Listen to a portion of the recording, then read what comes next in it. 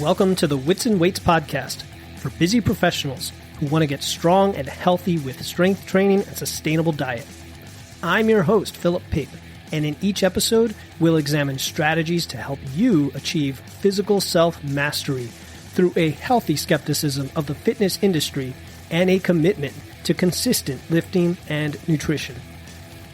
Hello, everybody. Welcome to another episode of Wits and Weights.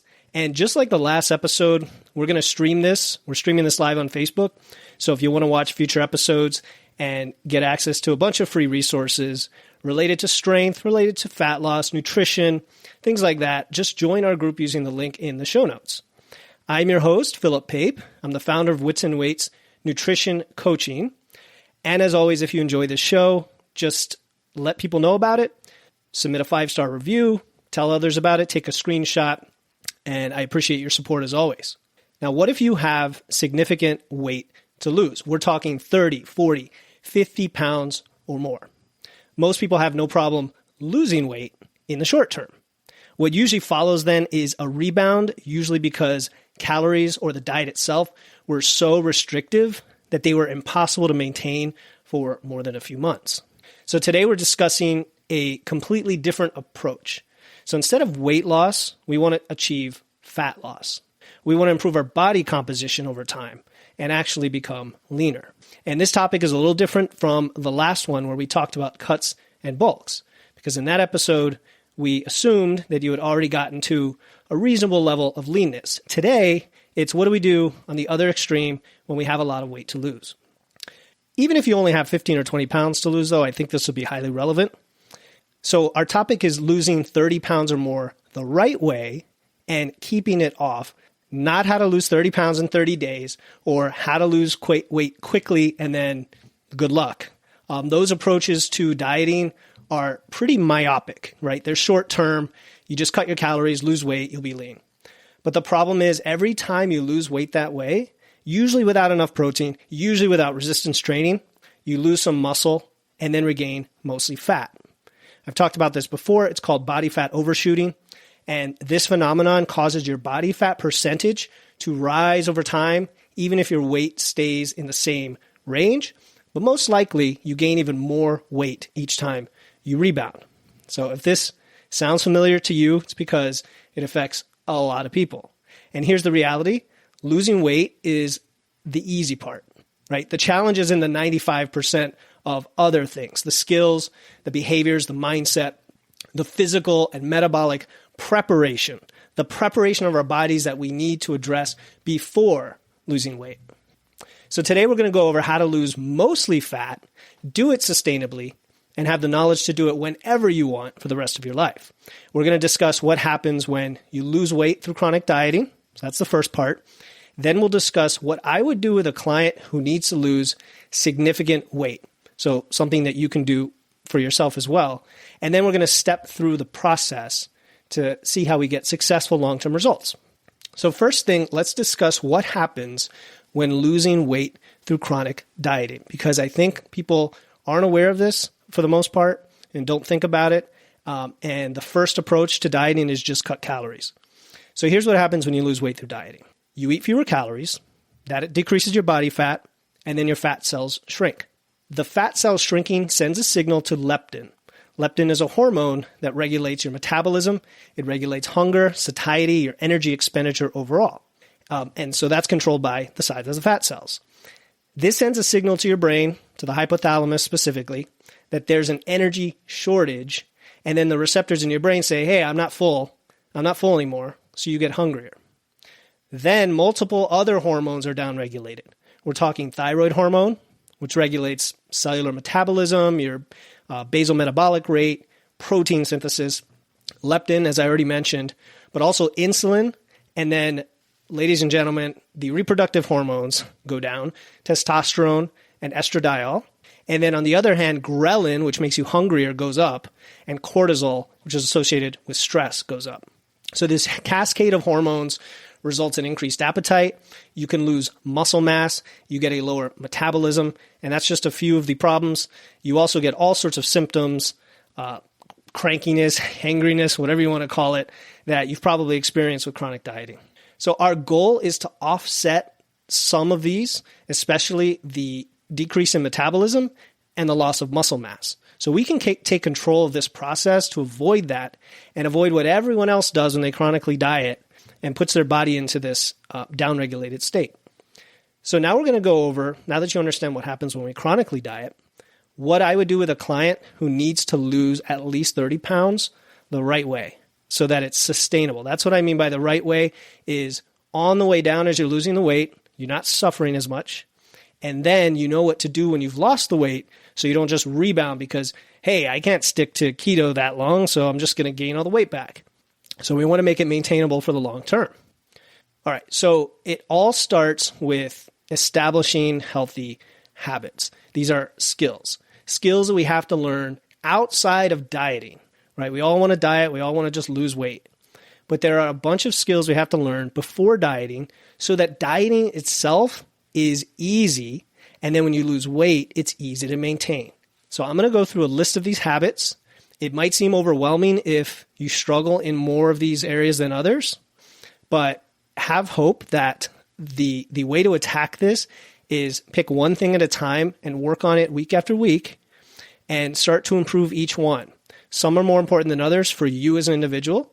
And if I was working with you as a client, we would focus on the big red flags, but we would also take advantage of your strengths. So the first thing is tracking. How do you know what's going in your mouth, how many calories are in a particular food, how much protein, how hungry a food makes you feel relative to the calories? How do you know all that if you don't track your food? Now, there's a lot of controversy surrounding tracking, that it causes eating disorders or it's obsessive. The evidence generally shows that unless you had a prior issue, eating disorder or an issue with tracking, that it's correlated with better adherence and better results. Bar none, plenty of studies have shown this, that if you're to track versus not track, you're going to achieve your results more than if you weren't tracking. And by tracking, I mean tracking your food with some sort of log, generally an app these days that make it very, very easy. The one I always recommend is MacroFactor. I use it, my clients use it, but whatever works for you. And what you can do is for 2 weeks, you track everything you eat, you track your weight, and you can tell based on the intake what you're truly consuming and how it affects your weight. So let's say you've been maintaining your weight for a while and you decide to start tracking. Don't change anything. Just eat the same way you've been eating. I don't care if it's processed food, junk food, whatever, binges on the weekend. Track your food for 2 weeks, and assuming your weight still is maintained, then the calories you ate are your maintenance calories. And they may be much less than you expected. That's often what happens. We usually overestimate or we underestimate the calories we consume. So tracking is a very important skill. I'm going to go through all these skills today, and we could do an entire episode on each one, and I'm not going to get into the details of how to improve that skill necessarily, but just know that if you find a way or work with a coach, these are going to go a long way. Okay, the second skill is eating enough protein. Most people eat far less protein than they need. Even if you're sedentary, even if you don't resistance train, you still need protein to preserve muscle, and you need more protein the older you are. If you're training, though, you especially need protein. And most importantly, our topic today is fat loss. Well, I talked about body fat overshooting, where you lose muscle mass. That's partly because you don't have enough protein. So we're looking for around 1 gram per pound of body weight. That's just a rule of thumb. Anywhere between 0.7 to 1.2 is perfectly fine for most people. My clients, when they come in, usually are at half that. Most of them are eating, let's say, a 160-pound female might be eating 80 grams of protein a day. And we need to get her up much closer to 140, 150, but I'm not going to do it overnight, right? We're going to take time over the next few weeks to figure out how we choose foods and food quality and structure our day to be able to get that protein. All right, so protein is just so important, and most of us don't get enough. And if you track your food, step 1, you'll know how much protein you get. Step 2. All right, then that leads us to kind of an even bigger picture with food, which is food quality and selection. So the idea here is to change our mindset about dieting and about food. We want to move past the idea of restriction, where we cut out food groups, particular foods, unless you have obviously an issue or an allergy. I'm talking about pure choice. All the fad diets out there are based on the idea of restriction because in the short term that works. When you cut out a bunch of things that are usually the source of processed foods, then you'll lose weight. But now you've gotten yourself in a bind because you have to restrict more and more.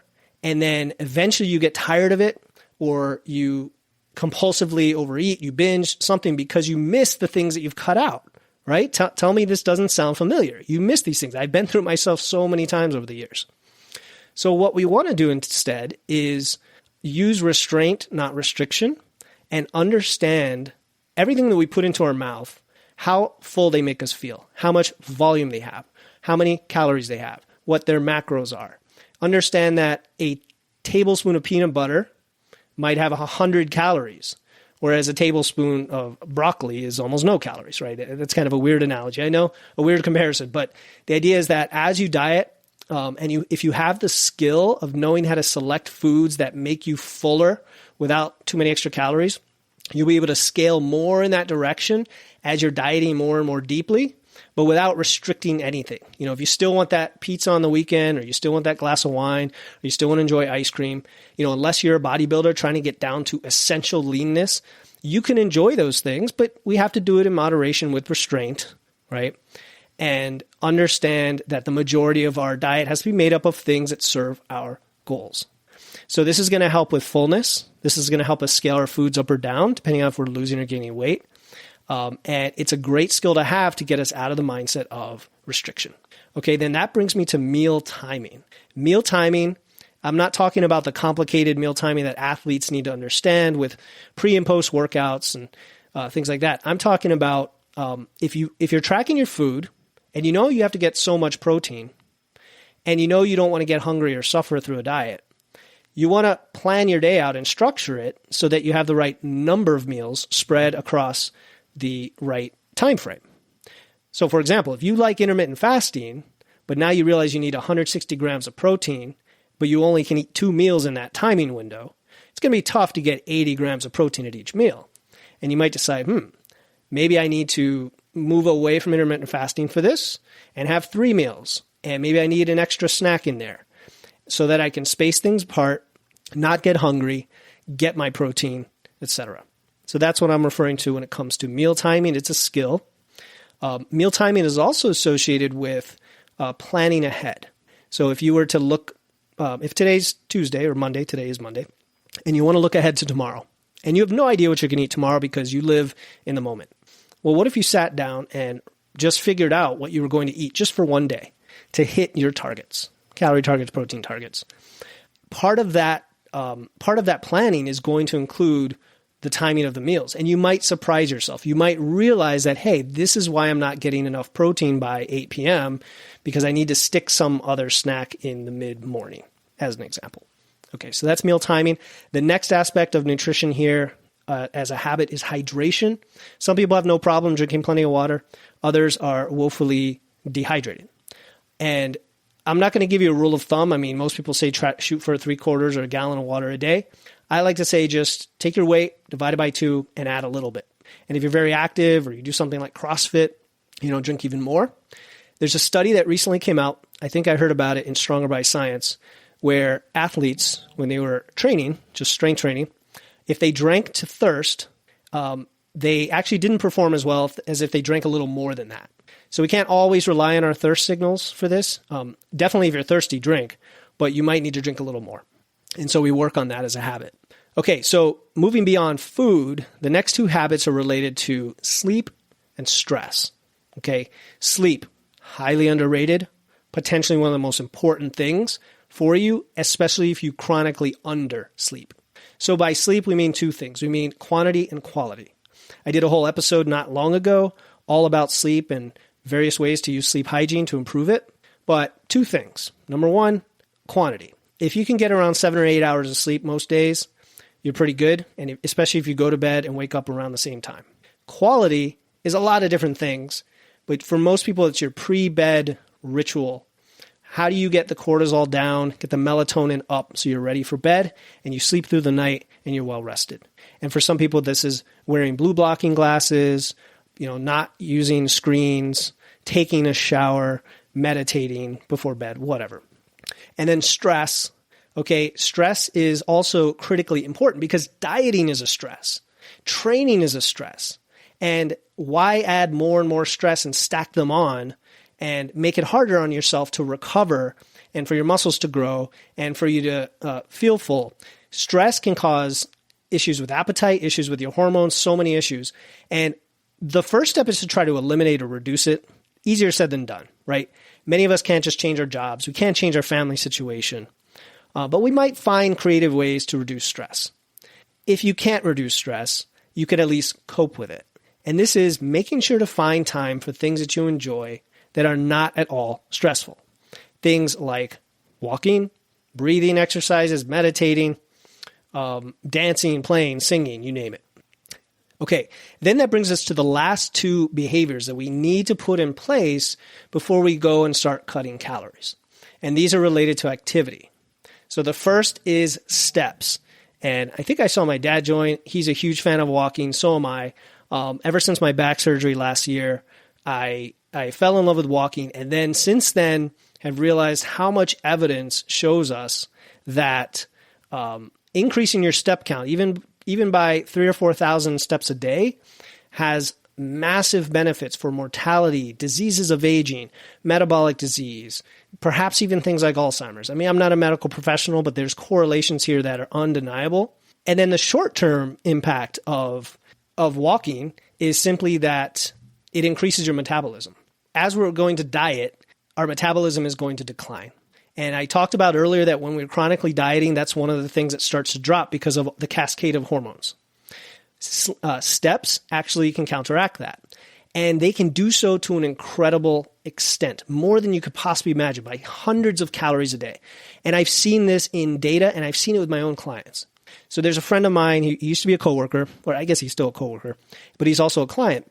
And I'm going to share his information on our group in a couple of days. He sent me two graphs from his macro factor screenshots. One was his weight, so he's consistently losing weight at a nice clip. But the other is his expenditure, and it's going up and up and up. And in the last 2 months, it went up by 400 calories a day. So he's burning 400 calories a day more than he was 2 months ago, eating less because he's training and walking. I mean, that is the clear correlation. If you were to look at everything he changed, he's eating more protein, yes, but he's also walking a lot more than he used to. So don't discount steps. And when you're deeper and deeper into a diet, increasing steps can be a good way to offset the calorie reduction. All right, and then the last behavior that's so important to all of this, and in fact, it's like a house of cards that will collapse without it, is resistance training. You know I was going to talk about this one. I mean, that's the first word in our Facebook group is strength. It's in the podcast, everything. I love strength training, not just because it's so much fun and it makes you feel great, but it changes your life because it allows you to build muscle and more importantly, allows you to preserve muscle and prevent muscle loss when you're dieting.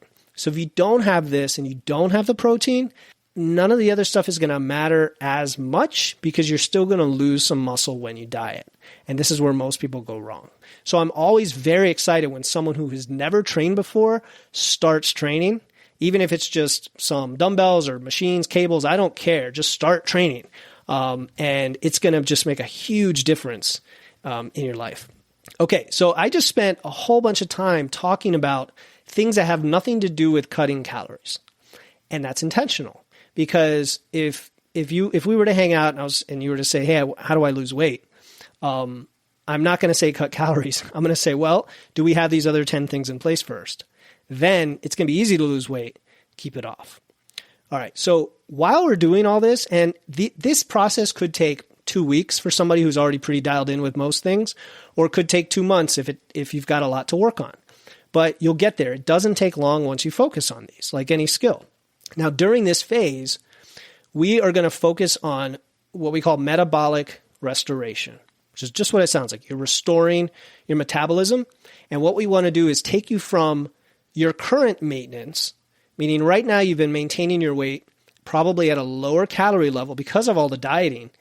And we want to bring that up to a higher maintenance, meaning we want to get to a point where you're actually eating more and still maintaining your weight. And you're like, oh, sign me up for that, right? That sounds great. But most people who've chronically dieted are always in an underfed state or have never bounced back up above that and given their body a chance to restore to what we call homeostasis, right? Which is just a form of balance for the human body where the stressors are as few as possible. You're trying to give your body the nutrition it needs, the recovery it needs, reduce stress, etc. And what this usually requires, so listen to me, if you have 30 pounds or more to lose, what this usually requires is a reverse diet. A reverse diet is where you eat more food, okay? You eat more food, you titrate up by, say, 200 calories a day the first week, and then maybe another 200 calories a day the next week. And you monitor your weight and make sure that it can tick up a little bit, okay? I expect it to tick up because you've got more gut content, water, glycogen, but I expect your expenditure, your metabolism to come up at the same time. And so what should happen is your intake goes up and your metabolism goes up together, and you're still maintaining your weight, but you're eating more food. And if this sounds like a revelation to you or like something you never would have thought to do because you thought you would gain all this body fat, it's definitely something that works for a ton of people because you're helping your body recover to the level of nutrition it needs to be in balance. All right, so I hope that makes sense. So the way you can do this is if you're tracking, like we talked about, rule number 1, tracking, and you're tracking your weight, then you can just gradually up the calories. While you're doing this, you want to start training and getting those steps in. All of these go hand in hand to push and push and push your metabolism up till eventually it might start to plateau. Or in the case of the client I was talking about, it's still going up, which is awesome. So for him, it kept going up and up and up. So we realized he was feeling great and we were ready to go into fat loss. We weren't going to wait for it to go to some astronomical level first. We basically want to recover it to something that is enough so that when you cut your calories, you feel like, yeah, I'm not going to suffer on this number of calories as I'm losing weight. So it usually takes from 2 to 8 weeks for most people. And you kind of know when you're ready when the biofeedback is all good. Like when you're feeling good in the gym, when you are sleeping well, when you're less moody or you feel like you have more energy, those kinds of things are very important. Hey guys, I just wanted to thank you for listening to the podcast. If you find it valuable, you would be doing me a huge favor by sharing it on social media. Just take a screenshot, share it to your Instagram story or Facebook.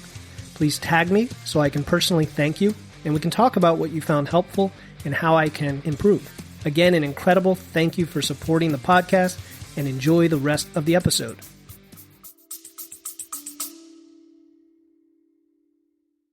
Hey listeners, this is Philip Pape, and I'm excited to announce our upcoming, totally free 21-day challenge starting December 1st. It's called the Wits and Weights No Diet Holiday Body Recomp Challenge.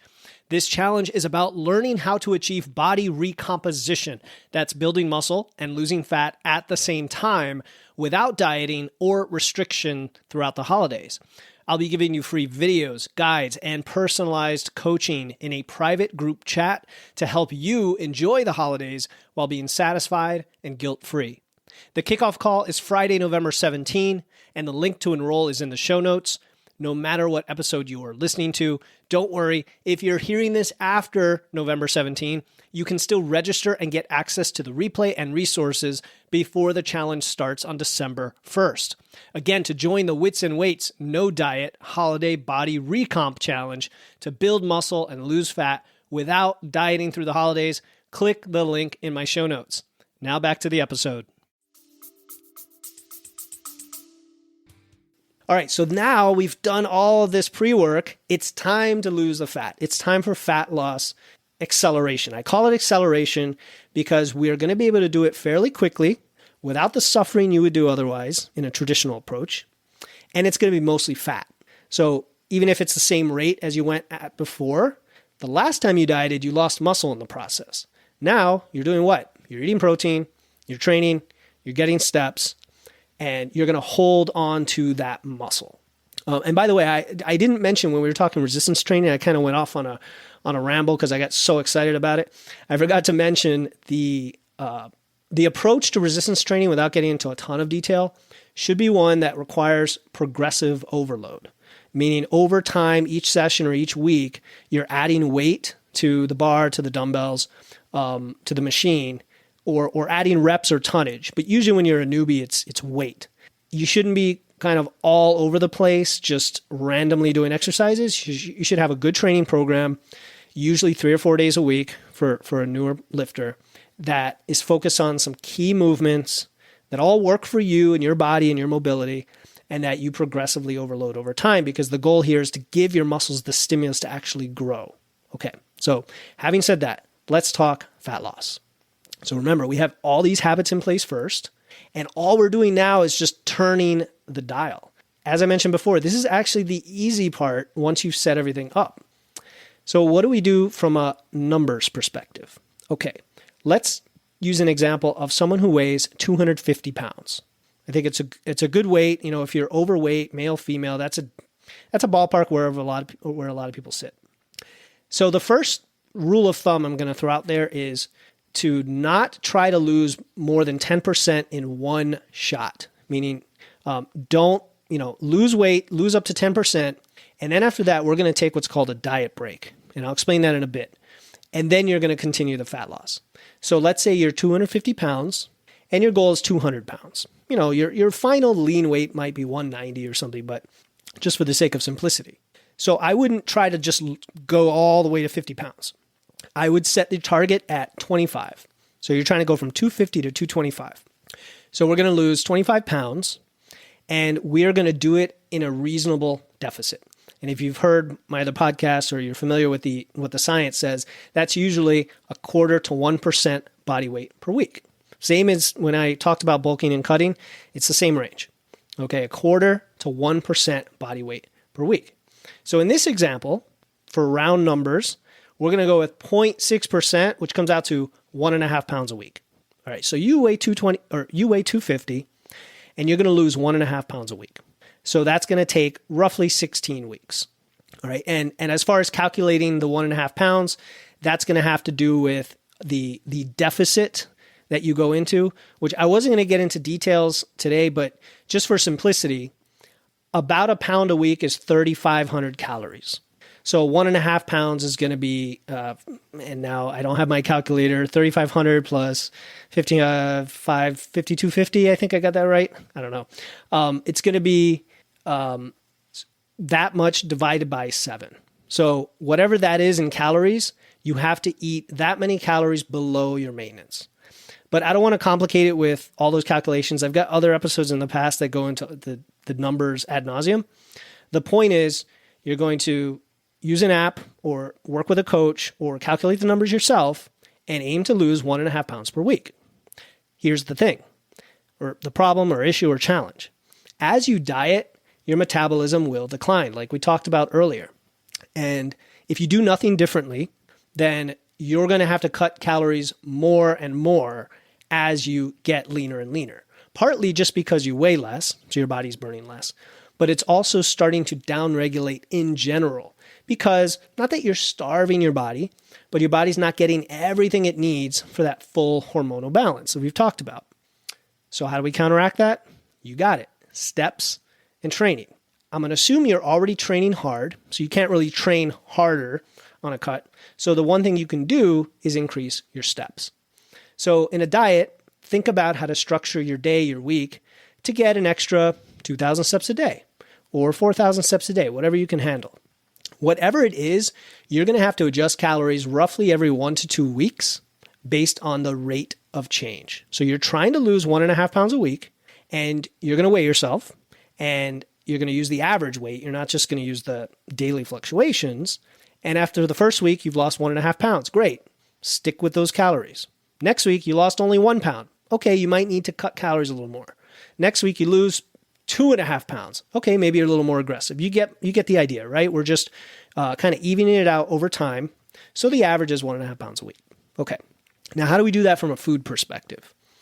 Well, on a cut, when you're losing weight, we often actually need to eat more protein than when we're gaining weight. But if you just went from very low protein in your past life to You just listened to this and you've brought your protein up to where it needs to be, around 1 gram per pound. That's perfectly fine. I try to push people to go to 1.2 grams per pound. The problem is that pushes out more fats and carbs. So for balance, for flexibility, for not suffering, anywhere between 0.8 and 1.2 grams per pound is okay. And then the rest of the reduction comes from fat and carbs. And you might ask, well, are we talking low carb? No, we're talking whatever you enjoy. So if you prefer fats over carbs, then the carbs will be lower. If you really like carbs, or you realize the value of carbs for energy when you work out, cut the fats. The lower the calories you have to work with, then the lower fats and carbs you have to work with. It's just straight math. All right, so then what we're going to do is divide all those calories by the number of meals and snacks we need or want to have each day. So if we're going to have 3 meals and 2 snacks, well, and we've got 1,800 calories to work with, well, that might be 3 meals at 400 calories, that's 1,200, and then 2 meals at 200 calories, for example. And this is what we mean by thinking ahead, planning, and not being compulsive. And I can go off on a whole tangent about compulsive and obsessive and emotional eating, and it could be its own episode. But one of the experts in that area, I think his name is Dr. Glenn Livingston, he talks about the concept of ordered and planned eating versus compulsive eating, meaning that one of the best ways to combat this emotional eating that a lot of us suffer from is just to plan things ahead of time. So making sure you have your day structured, your meals structured, etc., to the extent you need to, right? I'm not talking about being obsessive about it. It's just what you need to execute your plan versus just go grab what's in the cupboard. All right, so I'm going off on tangents. Hopefully these are interesting, helpful tangents, but back to the calories. The lower the calories, the more you're going to have to focus on high volume foods. So we talked about food selection and we talked about restraint versus restriction. What we're talking about here is the lower your calories are, the hungrier you're going to be if you continue to eat a lot of processed foods, for example. So I'm not telling you to cut all those out. What I'm saying is you may have to incorporate more fruits, vegetables. When you eat dairy like cottage cheese or Greek yogurt, you might try the low-fat version of that. I know it's not as tasty, but you don't have to get skim. You could get 2%, whatever. Leaner cuts of meat. There's plenty of delicious meat that are lean. And by the way, chicken thighs are not as fatty as people think. So you can still have chicken thighs on a diet, trust me. Whole grains versus white grains. If you're still going to enjoy a bagel, fine. But go get a whole grain bagel instead of white. And look at the difference in calories. It's fewer calories for the whole grain version, and it might fill you up more. It's just kind of a smart, creative decisions like this. Egg whites. Egg whites are kind of disgusting in my opinion. But when you mix them with whole eggs, and you have an omelet where there are whole eggs in there, the whites kind of just sneak in there and give you the extra protein and fewer calories, right? And then mostly unsaturated fats. So try using olive oil instead of butter while you're on a diet. Okay, I love butter as much as the next person, but you're not going to notice that big of a difference. And just try to be creative is my whole point here, without necessarily restricting. Okay, so while we're going through this process, we need to monitor biofeedback. We're talking sleep, stress, hunger, energy, performance, recovery. I know it sounds like a lot. So like with my clients, I have them do a weekly check-in, and there's ratings where they rate each of these. And usually they're all pretty good, but occasionally I'll see one come in at a 3 or 4 out of 10. That's a point that might be worth talking about. So you can do the same for yourself with a journal. You can do it with an app. And I would focus on the things where you have the most challenges. Like for me, it's getting enough sleep. So I went out of my way to get one of those smart rings, and really have to go out of my way to not work so hard during the day and then not sleep enough. I'm prone to get up at 5 and train and work and then stay up late just because I'm trying to get things done. But that's not good for my recovery. Your issue might be something else. You might get super hungry at 3 p.m., and knowing that information will allow you to adjust things, like to have more vegetables with your lunch. Simple things like that, or drink more water in the afternoon. Okay, so we've talked about a lot of things. We're losing weight. We already have a really good system in place for food selection, meal timing, protein, training. And by the way, if you're training and getting steps, a lot of this stuff is easier simply because you have higher calories. So don't discount that. Whereas the person next to you is just like, dragging their feet, their legs feel heavy, they're cranky, they're doing all this cardio over there on the treadmill, and they're eating 1,300 calories. You're going in your resistance training, you're going for nice walks, you're getting good sleep, and you're at 1,900 calories, and you're losing more fat. That's what we want to get to. Okay, so now you've lost 10%. You're down to 225. You're feeling okay. Maybe you're feeling a little bit, a little stressed or a little bit over dieted, so to speak, because it's been 16 weeks. It's been 4 months. This is where we're going to take a diet break. All right, and a diet break is just a fancy term for stop dieting for a while. And we do that not just for recovery and for the additional calories, but for psychology. And the science actually supports the idea that the psychological component is probably the most important component because it allows you to mentally stop thinking about dieting and food and all these things and just enjoy yourself for a while at a higher level of calories and then continue with a fresh start. It's like when you have a vacation, right? Or when the weekend comes around, you've been working hard all week. The weekend comes around and you get that break. Monday comes around. Okay, you're ready to go again. Well, most people. Maybe not most people. You get the idea. It's like a vacation. So there are two ways to do a diet break. One is to do a reverse diet like we did at the beginning, where you add a few hundred calories each week. But I prefer for a diet break to just go wham right away into what's called a recovery diet, where you just jump right up to your maintenance. So if you've been at a deficit of 600 calories a day, you're going to up your calories by 600 immediately that Monday. And you're going to stay there for maybe 4 to 8 weeks. So we're talking about a decent amount of time where you're going to stop your dieting on purpose so that your metabolism can recover. You can start performing better in the gym. You're going to feel better. Everything's just going to kind of feel a little better. And then psychologically, you get that boost. Now, if you feel completely great after 16 weeks of dieting and you want to keep going and you're my client and we have that conversation, sure, we're going to keep going potentially. This is more of a rule of thumb. Similarly, if after 12 weeks of the 16 weeks, you've had it, think about having a diet break. It could be a shorter one. It could be a 1 or 2 week diet break. It could even be what they call a refeed, which is just a weekend, not a binge, but a planned higher calorie weekend. Okay, but what we're talking about here is you've lost 10% of your weight. We're going to go for a month or two at maintenance. And here's how we're going to do it. We're not going to start eating Pop-Tarts and kettle corn, although I love those things. Okay, now if you were already eating Pop-Tarts and kettle corn in some level as part of your diet, okay, then maybe it's not a big difference, but you get the point.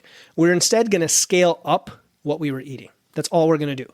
So if we're going to add 600 or 1,000 calories, and I'm looking in the comments, avocado oil. Yeah, I love avocado oil. Sure, that's I think it's unsaturated. Go for it. We're going to scale up our foods. So we're going to stick with the avocado oil, the olive oil, the egg whites, the low-fat dairy, all these things mixed in with the delicious things. So it's a nice balanced diet. And we're just going to scale them up. So if you were normally having 2 eggs, you're going to have 3. If you normally have 8 ounces of meat, now you're going to have 12 ounces of meat. So you get the idea? And this is to avoid completely changing our mindset in the middle of the diet where we still have more dieting to go. The more processed, palatable foods, those will come later. Once you get to the leanness where you want, those will come later when we talk about bulking and the opportunity for some extra indulgences.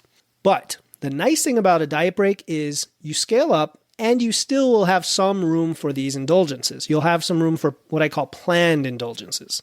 So this could be your glass of wine or your ice cream on the weekend or that slice of pizza. If you know you're going to a party or an event, a holiday event, thinking ahead and planning for what you're going to eat. And the strategy I like to use, for example, is if you know you're going to if you know you're going to have a party on the weekend and it's going to be mainly fats and carbs, we know it's going to be, then eat your protein in the morning, almost exclusively protein, and save the rest of the fats and carbs for the night. Or eat fewer calories during the week and then scale up your calories on the weekend. All right, but I digress. My point here is we're taking a diet break. We're getting everything back to normal, and that's going to take about 4 to 8 weeks. So now we're at 225 pounds. We're going to rinse and repeat that entire process of the reasonable caloric deficit, and you might find that your metabolism is at a state now, and you're so used to dieting now that you could go more aggressively. You might be able to, maybe not. You're lighter, your metabolism might be lower, maybe not. Depends on the individual. So you do that again and you get to 200 and boom, you're at your target weight. And notice how we got there.